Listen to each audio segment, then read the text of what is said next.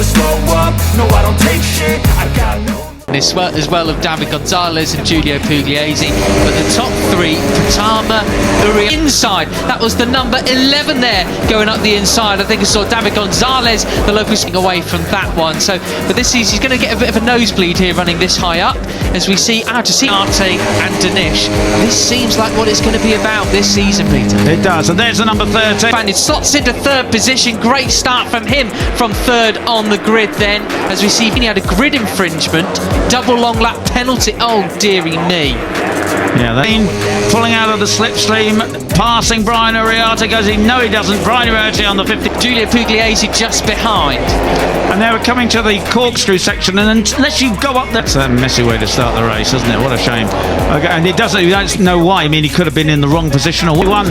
And the orange helmet still has second place, but behind is now Danish. And this, and watch it, you can't believe how steep it is, how they drop off the edge of the world here, back into what I have no idea what. We don't know exactly what he did wrong, but obviously he's done something. Okay, it's Veda Pratama. This is the battle for the cup. Benyat Fernandez, first gear through the left-hander, and then they accelerate their short shift second, and then the 11 of David Gonzalez, Brian Uriarte, and those trio, I think, are being course. Is out of it. He's in second place, third into fourth, and drive through fourth gear, absolutely sense caught by the 31 of Giulio Pugliese and Hakim Danish on the number 13. It's in the points, but he's not going to be there, I think, at the end of this one. National, this is faster and faster and faster through the left-hander, up into fifth and 200 kilometres an hour. Carter Thompson there in sixth place, with Sullivan Mounsey up from 11th on the grid there in seventh as well, just off the... Not. Let's have a further look down the field then. We got the likes of Morelli, who is absolutely at the back. 125 miles an hour, and on the brakes they are again, and back into second. It's an incredible part of the back of this group, so we're really seeing it properly strung out, Peter. This is absolutely fascinating. Is now picking up a point. You got the Frenchies, Plomb and Da Costa there, 13th and 14th, Singapore. And you don't want to get sucked in like Hakim Danish almost did there into that left-hander. So easy to... I wonder what the conditions are like out there. I mean, the pace being drilled out here. I mean, you got two riders out down in just ahead of them, sorry, in 12th position. Run off, run wide, click the wheel of the rider in front of you, something like that, and now we are all downhill. The top three in 201s. Most of the others, apart from Pugliese and Dinesh, they're in 202s. Everybody's just looking where Singapore qualified. It was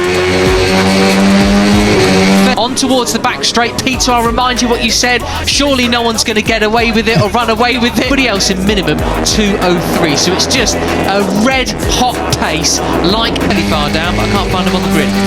Oh yes, 23rd. There we go, all the way down. So that's a very, very decent. Why is Veda Pratama? It's like he's got an earpiece listening to our commentary. He's gone, what are you talking about? Oh, the sun out there at the moment from these leaders. And pole time was 2:01.95. Ride so far from him, as well as Mitani in 8th as well. Agostinelli, the Vietnamese. Oh man, I'm off. Yeah, he's gone, isn't he? But no, Brian will catch him. Come on, Brian. He knows what he's... And Veda Pratama has just done a 2:02. Yeah, 2:02.0. Rider there up into 9th place, as well as the number 9.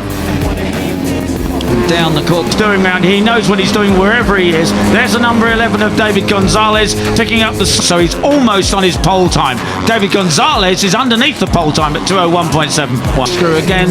You're looking back at... what a great picture that is. Looking back at Hakim Danish. Slipstream of Brian Uriarte. Has to back out of it as Brian sweeps into the left-hander.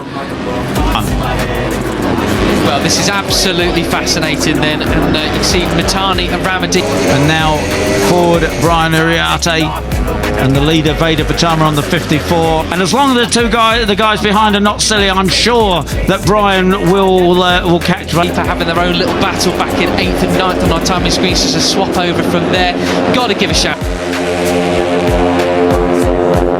And 8 laps to go. You know, we're not Veda. Of course, there is the question of what gearing have they chosen. Has Veda chosen Out to Thompson and Mousey, that's a good start for them. Thompson could have expected him to be in this front group, perhaps with his pace. halfway through this yet? This There's is still plenty to action remaining. They're being very sensible, Peter. Gearing, perhaps the lower gearing that he doesn't need the slipstream. In qualification, but not today. Fastest lap of the race goes to Hakim Danish on the back of this. A very high-speed game of chess. They're in it for the long run now. This is your group. Doesn't look like any of them. Marco Morelli's weekend just going from bad to worse at the moment. I mean, he started from the back of the grid. Group the number 13 Malaysian rider there, doing very, very well indeed. Our championship leader, 4 seconds. Then we're going to really drop off. Pugliese's made that step up to be a consistent podium contender. Gonzalez, he's not made any inroads here at all. You know, a multiple race winner, podium finisher and places so far this year. This is where he took his first Rookies Cup victory last year. Oh, was he Arles clearly knows his place very, very well. I'm going to have a look at what he was up to. Rookies Cup, he was on the rider sent to the back of the grid for the slow riding in qualifying, but he crossed the line in 20. He gets wiped out there by, oh no, he nearly took out there Giulio Pugliese. It was third last weekend. And the point is, I think all 5 of them know 5th position, not ideal for him whatsoever. Christian Daniel Jr., who made 21 on 13, that was a tough move. So against turn 3 is not your stereotypical overtaking spot. that you need the slipstream here. Veda's tried to run away with it and couldn't, and they know that you was started from the third row from bottom. He's made a move up. No, it isn't. But meanwhile, I was interested. I was watching Brian Uriarte there as he tries to hang on. You need the slipstream, so there really is no point in doing anything silly at this point in the race. Just hang it towards 16th along with Zen Mitani. And Benyat Fernandez, he's got up to 11th to Veda Pratama. He didn't look quite as smooth and cool and precise as in there. You've got 7 laps to go and a couple of corners, and then sort it out over the last couple of laps. They're now into 10th place actually, and he came off the back of the grid, so it's only taken him as he normally does. I wonder if he's just having to push quite hard to stay with the leader. And there is the group behind. It's another slipstreaming battle, and of course it's a lap and a half to get all the way up into the top 10. So and there is Veda still leading. It can be done then. So number 54, the Indonesian Veda Pratama. Pratama taking such a different. The 85 of Katsik Singapong there.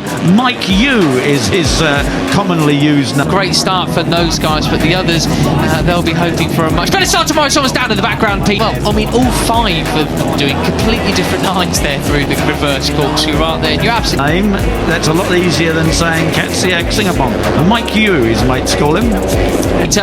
Couldn't see who it was, but it looks. Oh, it's Ramersdorf has gone down, unfortunately, tumbling down a time. Right, it is so downhill there. You cannot imagine it from just your TV screen.